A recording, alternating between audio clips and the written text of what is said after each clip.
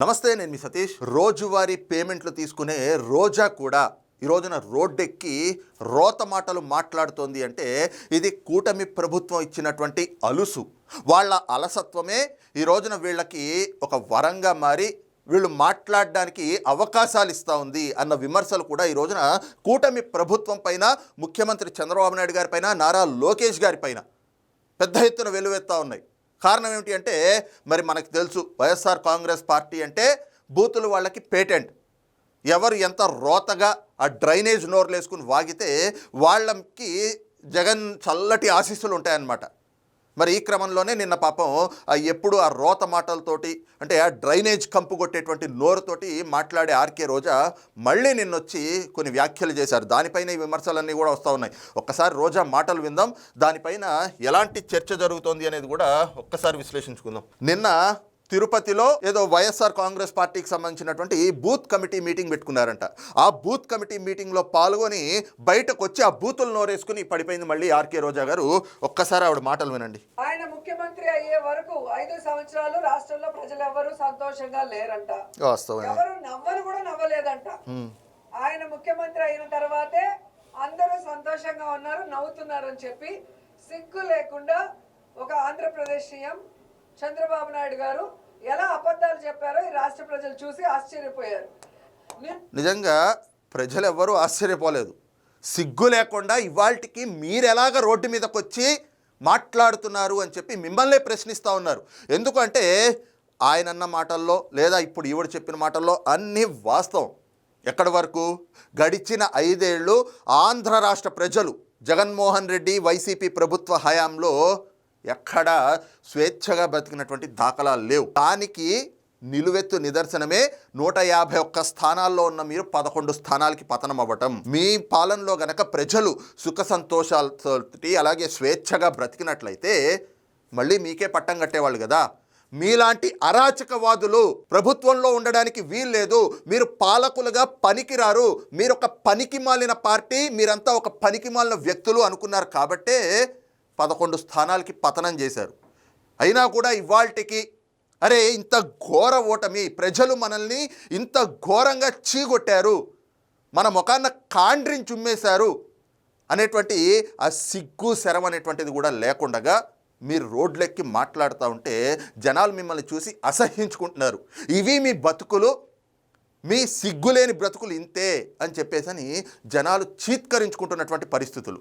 అయినా కూడా మా పాలన బాగుంది, మా జగనన్న గొప్పగా పాలించాడు అని చెప్పి ఇంకా అవే డబ్బాలు కొట్టుకుంటా ఉంటే కనీసం మీకన్నా అసహ్యం రావట్లేదా? మీరు మాట్లాడే మాటల మీద మీకైనా అసహ్యం కలగడం లేదా అని చెప్పి ప్రజలు ప్రశ్నిస్తూ ఉన్నారు. చంద్రబాబు నాయుడు గారు సిగ్గు లేకుండా మాట్లాడుతున్నారు అని చెప్పేసి చెప్తా ఉన్నారు. సిగ్గు లేకుండా మాట్లాడుతుంది ఆయన కాదు, మీరు సిగ్గు వదిలేసి మాట్లాడుతూ ఉన్నారు. ఆ సిగ్గు అనేటువంటిది మీ పుట్టుకలోనే లేదు, మీ బ్రతుకుల్లోనే లేదు అని చెప్పి ఈ రోజున జనాలు చర్చించుకుంటా ఉన్నారు మీరు మాట్లాడేటువంటి మాటలు చూస్తే. ఇంకా ఆవిడ కొన్ని మాటలు మాట్లాడారు, చూద్దాం. ఉద్యోగులు ఆత్మహత్యలు చేసుకుంటున్నారు, ఎంత సిగ్గు చేయటం ఒకసారి ఆలోచించండి. మరి తెలుగు వాళ్ళ నూతన సంవత్సరానికి చంద్రబాబు నాయుడు భార్య ఎక్కడికి వెళ్ళింది? హెరిటేజ్ లో కూర్చొని పాలు వెతుక్కుంటున్నారా? ఎందుకు ఉగాది వేడుకల్లో పాల్గొనలేదు? ఎందుకు భార్య సమేతంగా మరి కనిపించలేదని నేను అడుగుతున్నా. హరా భువనేశ్వరి గారిని అడిగే స్థాయి కానీ ఆ అర్హత కానీ ఈ ఆర్కే రోజాకు ఉందా? ఒకవేళ అడగాల్సి వస్తే ఈవిడ ఎవరిని అడగాలి? జగన్మోహన్ రెడ్డిని అడగాలి, వైఎస్ భారతిరెడ్డిని అడగాలి. ఇవే మాటలు గడిచిన 5 ఏళ్ళు అడుగుంటే ఈ రోజున ఈ ఆర్కే రోజాకు కానీ వైఎస్ఆర్ కాంగ్రెస్ పార్టీ నాయకులకు కానీ అడిగే అవకాశం ఉండేది.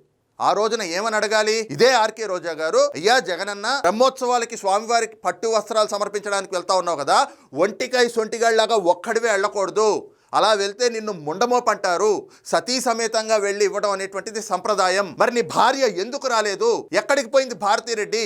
భారతీ సిమెంట్స్ కోసం నువ్వు సున్నప్రాయ లీజులు ఇచ్చేసావు కదా, అక్కడ ఆ లీజులు గనులు కొట్టుకుంటా ఉందా? గనులు తవ్వుకుంటా కూర్చుందా? 5 ఏళ్ల పాటు అక్కడే గనులు తవ్వుకుంటా ఉందా? రాష్ట్రాన్ని దోచేయడానికి నీ అధికారం మొత్తం రాసిచ్చినట్లుగా ఆ సున్నప్రాయ గనులు రాసిచ్చావు కదా, అక్కడేంటి ఆ గనులు తవ్వుకుంటోందా భారతిరెడ్డి అని అడగాలి. ఆ రోజున అడిగి ఉంటే ఈ రోజున ఈ ఆర్కే రోజాకి ఏంటి భువనేశ్వరి గారిని అడిగేటువంటి అవకాశం కానీ అర్హత కానీ ఉండేది. అలా కాకుండా ఈ రోజు వచ్చి చంద్రబాబు నాయుడు భార్య ఎక్కడికి పోయింది, సతీ సమేతంగా ఉగాది వేడుకల్లో ఎందుకు పాల్గొనలేదు అని నువ్వు అడిగితే నువ్వెంత, నీ బతుకెంత, నీ స్థాయి ఏమిటి అని చెప్పేసి రాష్ట్ర ప్రజలు అడుగుతా ఉన్నారు. ఎందుకంటే చంద్రబాబు నాయుడు గారు కుటుంబ సమేతంగా ఆయన సతీమణి భువనేశ్వరి గారు, లోకేష్ గారు, బ్రాహ్మణి గారు, వాళ్ళ పిల్లవాడు దేవాన్ అందరూ కుటుంబ సమేతంగా అనేక మార్లు తిరుమలకి వెళ్ళారు. తిరుమల స్వామివారిని కుటుంబ సమేతంగా దర్శించుకున్నారు. అంతేకాదు ప్రతి ఏడాది ఆయన ముఖ్యమంత్రిగా ఉన్నప్పుడు స్వామివారికి పట్టు వస్త్రాలు సమర్పించడం, కుటుంబ సమేతంగా వెళ్ళి బ్రహ్మోత్సవాల సమయంలో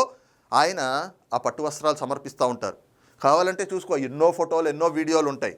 మరి మీ జగన్మోహన్ రెడ్డి ఆ రోజున ఎందుకు అలా చేయలేదు? అప్పుడు భారతీరెడ్డి ఎక్కడికి పోయింది? ఇంకా దిగజారి మీకులాగా మాట్లాడాలి అంటే ఎవరితో పోయింది అనొచ్చు, కానీ ఆ మాట అనం. ఎందుకంటే మాకు సంస్కారం ఉంది కాబట్టి. ఈ రోజున ఆవిడ వయసుకి, అంతేకాక చంద్రబాబు నాయుడు గారు ఒక ముఖ్యమంత్రిగా ఉన్నారు, ఒక ముఖ్యమంత్రి గారి సతీమణి గురించి మాట్లాడేటప్పుడు ఎలా మాట్లాడుతున్నాం? ఏదో పంచ్ డైలాగులు వేస్తే మనవి చక్కగా పేల్తాయి కదా అనుకుంటా ఉన్నారు. ఒక్కటిచ్చి రెండు కాయడం అంటారు కదా. ఈ రోజున మీరు ఒక్క మాట మాట్లాడితే చంద్రబాబు నాయుడు గారిని గురించి కానీ, లోకేష్ గారిని గురించి కానీ, భువనేశ్వరి గారిని గురించి కానీ, బ్రాహ్మణి గారిని గురించి కానీ మీరు ఒక్క మాట అంటే మీకు 10 మాటలు ఎదురు తగులుతాయి. ఎందుకంటే మీరు చేసిన దుర్మార్గాలు, అరాచకాలు అన్నీ ఉన్నాయి. ఈ రోజున నారా భువనేశ్వరి గారు ఎక్కడికి వెళ్ళారు అని అడిగే స్థాయి కానీ, ఆ అర్హత కానీ మీకు లేదు అని చెప్పి ఈ రోజున ప్రజలే చెప్తా ఉన్నారు. ఇంకా చూద్దాం. మీరు అడుగుతారు కదా, మా జగనన్న, మా వదిన భారతమ్మ ఎంత లక్షణంగా ఉగాది పండుగ జరిపి ఈ రాష్ట్ర ప్రజలందరికీ కూడా విషెస్ చెప్పారు. ఎంత చక్కగా ఉగాది వేడుకలు జరిపా. ఉగాది వేడుకలు ఏం జరుపుకున్నారు? దాన్ని ఒక ఈవెంట్ లా చేసుకున్నారు. అధికారంలో ఉన్నప్పుడు కూడా ఇంటి ముందు గుడిసెట్ వేయించుకున్న గుడిసెట్ ఎదవా మీ జగన్మోహన్ రెడ్డి అని చెప్పి జనాలే అన్నారు కదా. ఆ రోజున కూడా ఒక ఈవెంట్ లాగా చేశారు కదా. ఉగాది వేడుకలు, పూజా కార్యక్రమాలు, పంచాంగ శ్రవణం ఇలాంటివి చేయించుకున్నప్పుడు మనం భక్తి శ్రద్ధలతోటి, విశ్వాసాలతోటి అక్కడ ఉండాలి.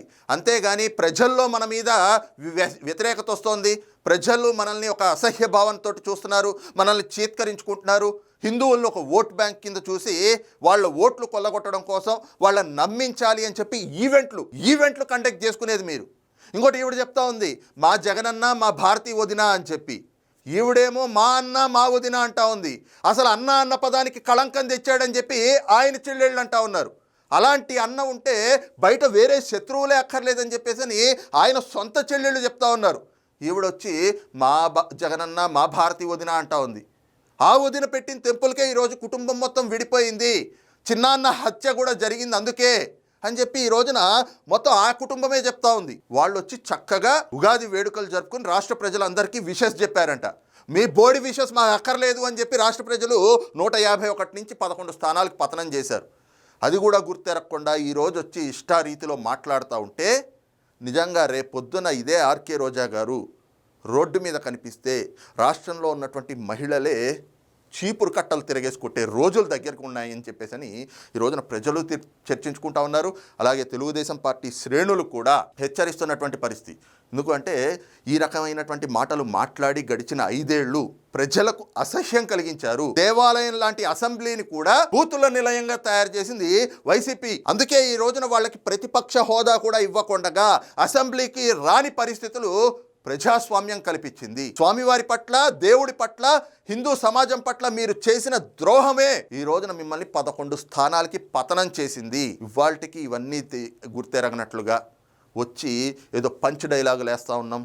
మా అన్న, మా వదిన చక్కగా ఇది చేశారు, ఉగాది వేడుకలు జరుపుకున్నారు, ఉగాది వేడుకలు నిర్వహించారట. ఏంటి వీళ్ళ పెండాకుడు నిర్వహించేది అని చెప్పి ప్రజలు చర్చించుకుంటా ఉన్నారు. ఎందుకంటే ఆ పూజల్లో కూడా మనం చూసాం కదా, అక్కడ ఉన్నటువంటి పండితులు వచ్చి, అయ్యా మనం చేసినటువంటి క్రతువులో ఎక్కడైనా కూడా లోపం ఉంటే క్షమించమని చెప్పి స్వామివారిని అడుగుతూ లెంపలేసుకోవాలి, ఇది ఆచారం అని చెప్పి లెంపలేసుకోండి అని అంటే, అబ్బే జగన్మోహన్ రెడ్డి గారికి అహం అడ్డొచ్చింది. మీ హిందూ దేవుడి ముందు నేను లెంపలేసుకునేదేంటి అని చెప్పి లెంపలేసుకోలేదు. ఆ తర్వాత ఆ పూజలో భాగంగా, ఆ క్రతువులో భాగంగా ఆత్మ ప్రదక్షిణ చేయండి అంటే నేను తిరగాల, నా చుట్టూ నేను తిరుక్కోవడం ఏంటి, చిచ్చి మీవన్నీ కూడా ఏంది సాంప్రదాయాలు అన్నట్లుగా ఆయన పండితుడు వచ్చి చెప్పాడు. ఆయన వంక సీరియస్గా చూశాడు. ఇటు వెల్లంపల్లి శ్రీనివాస్ వచ్చి చేయి పట్టుకుని మరి ఇలా కుడి చేతి పక్క నుంచి ఆత్మ ప్రదక్షిణ అంటే ఇలా తిరగాలి అని అంటే ఆయన్ని సీరియస్గా చూస్తే ఆయన వెనక్కి పోయాడు. పోనీ కెమెరాలు పెట్టున్నాయి, మనం ఈవెంట్ చేస్తున్నాం, మనం దీన్ని షో ఆఫ్ చేసుకోవాలని చూస్తున్నాం అని చెప్పి పోనీ వాటిని ఎక్కడైనా కూడా ఆ క్రతువుని పాటించాడా, ఆ ఆచారాలు పాటించాడా అంటే లెంపలేసుకోమంటే లెంపలేసుకోడు, ఆత్మ ప్రదక్షిణ చేయమంటే ఆత్మ ప్రదక్షిణలు చేయడు. ఈయనకి మళ్ళీ హిందూ ధర్మ పరిరక్షకుడు అని చెప్పి కితాబులు ఇస్తూ ఉంటారు వీళ్ళ పార్టీలో. ఏది భూమన కరుణాకర్ రెడ్డి లేదంటే కనుక వైవి సుబ్బారెడ్డి ఇలాంటి నాస్తికులంతా వచ్చి హిందూ ధర్మ పరిరక్షకుడు జగన్మోహన్ రెడ్డి అని చెప్పేసి ఆయన కితాబులు ఇస్తారు. కాకపోతే మీరు 5 ఏళ్ళు చేసినటువంటి అరాచకాలు రాష్ట్ర ప్రజలు జీవితంలో మర్చిపోరు. ఇవాల్టికి వచ్చి మీరు ఇలాంటి దిగజారుడు మాటలు మాట్లాడుతూ ఉంటే ఇది మీ పతనానికి మీరే తవ్వుకుంటున్నటువంటి గోతులు, అవి తప్పితే మరొకటి కాదు అని కూడా రాష్ట్ర ప్రజలు చర్చించుకుంటున్నటువంటి పరిస్థితి. మరి సనాతన యోధుడు ఏదో సాగదీసిందండి. కల్చర్ ని కాపాడడానికి పుట్టినట్టు కథలు చెప్తాడు కదా పవన్ కళ్యాణ్. మరి ఆయన భార్య తెలుగు వాళ్ళ నూతన సంవత్సరం ఉగాది టైంలో ఎక్కడికి వెళ్ళారు? వాళ్ళు ఎక్కడికి పోయారో ఈవిడికి కావాలనంట. మరి ఈయన మొగుడు ఎక్కడికి పోయాడో ఈవిడ చెప్పాలి కదా. ఈవిడ మొగుడు ఎక్కడికి పోయాడో ఈవిడికి తెలియదు. ఈవిడేమో ఆ జగన్మోహన్ రెడ్డితో కలిసి అక్కడికి ఇక్కడికి తిరుగుతూ ఉంటుంది. అలాగని చెప్పి నేనేమి వేరేగా మాట్లాడలేదు. కాకపోతే ఇందాక చెప్పాం కదా, ఒకటిచ్చి 2 కాయటం అని చెప్పి, అదేవిధంగా వీళ్ళు ఒకటి మాట్లాడితే వీళ్ళని 10 మాటలు అంటారు. ఎందుకంటే వీళ్ళే ఆ పరిస్థితులు కల్పించుకున్నారు. వీళ్ళు చేసినటువంటి పనులన్నీ కూడా గడిచిన 5 ఏళ్ళు అలాగే ఉన్నాయి. ఈ రోజున చంద్రబాబు నాయుడు గారి భార్య భువనేశ్వరి గారు ఎక్కడికి వెళ్ళారు? హెరిటేజ్లో కూర్చొని పాలు పితుక్కున్నారా? సనాతన అని చెప్పేసి చెప్పుకుంటాడు కదా, సనాతన పరిరక్షకుడని. పవన్ కళ్యాణ్ ఆయన భార్య ఎక్కడికి పోయారు? ఆఖరికి పవన్ కళ్యాణ్ గారి భార్య ఆయనకు సంబంధించిన ఆయన కూతురు చిన్నపిల్ల వాళ్ళు కూడా తిరుమలకి వెళ్తే, అయ్యా మేము అన్యమతానికి చెందిన వాళ్ళమైనా కూడా మాకు స్వామివారి పట్ల విశ్వాసం ఉంది, అందుకే మేము స్వామివారిని దర్శించుకోవడానికి వచ్చాము అని చెప్పి డిక్లరేషన్ మీద సంతకం చేసి వెళ్ళారు. మీ జగన్మోహన్ రెడ్డి ఏ రోజైనా కూడా ఆ తిరుమలకు వెళ్ళినప్పుడు డిక్లరేషన్ మీద సంతకం చేశాడా? ఎక్కడ డిక్లరేషన్ మీద సంతకం చేయాల్సి వస్తుందో అని చెప్పి పర్యటనలు కూడా రద్దు చేసుకున్నాడు. ఇక ఆయన కుటుంబం అయితే సరి ఈ రోజున చంద్రబాబు నాయుడు గారి కుటుంబము, లోకేష్ గారి కుటుంబము, పవన్ కళ్యాణ్ గారి కుటుంబం అనేక సందర్భాల్లో పూజలు కావచ్చు, పునస్కారాలు కావచ్చు, వీటన్నిటిలో కనిపించారు. హిందూ సాంప్రదాయాలను వాళ్ళు ఎలా గౌరవిస్తారు అనేటువంటిది రాష్ట్ర ప్రజలందరికీ తెలుసు. కానీ ఇక్కడ ఒక్కటి అర్థం కానిది ఏమిటి అంటే, పెళ్ళిళ్ళకి పేరెంటాలకి పెళ్ళాం పిల్లలతోటి శుభ్రంగా తిరుగుతాడు కదా జగన్మోహన్ రెడ్డి. మరి 5 ఏళ్ళు ముఖ్యమంత్రిగా ఉన్నప్పుడు కుటుంబ సమేతంగా ఒక్కసారి కూడా తిరుమల స్వామివారిని దర్శించుకోవడానికి ఎందుకు వెళ్ళలేదు? దీనికి సమాధానం చెప్పాలి. ఇదా మీకు హిందూ ధర్మం పైన ఉన్నటువంటి గౌరవం? ఈ జగన్మోహన్ రెడ్డి, ఈ ఆర్కే రోజా, ఈ వైసీపీ నాయకుల వచ్చి ఈ రోజున హిందూ ధర్మం గురించి, చంద్రబాబు నాయుడు గారి కుటుంబం గురించి, పవన్ కళ్యాణ్ గారి కుటుంబం గురించి మాట్లాడేది? ఇప్పటికైనా కూడా వీళ్ళు మాట్లాడే ఈ రోత మాటలు మానుకోకపోతే రేపు ఖచ్చితంగా వీళ్ళు రోడ్ల మీద తిరిగేటువంటి పరిస్థితులు కూడా ఉండవు. ఇక రోజువారీ పేమెంట్లు తీసుకునేటువంటి ఆర్కే రోజా, నీ రోత నోటికి తాళం పెట్టకపోతే రేపు మహిళలే మీకు రోడ్లపైన పరిగెత్తించి కొట్టే రోజులు దగ్గర పడబోతా ఉన్నాయన్నటువంటి హెచ్చరికలు కూడా ఈ రోజున జారీ అవుతున్నటువంటి పరిస్థితులు ఆంధ్రప్రదేశ్ రాజకీయాల్లో చూస్తూ ఉన్నాం. మరి ఈ అంశంపైన మీ అభిప్రాయం ఏమిటనేటువంటిది కింద కామెంట్ సెక్షన్లో మెన్షన్ చేయండి. Thank you.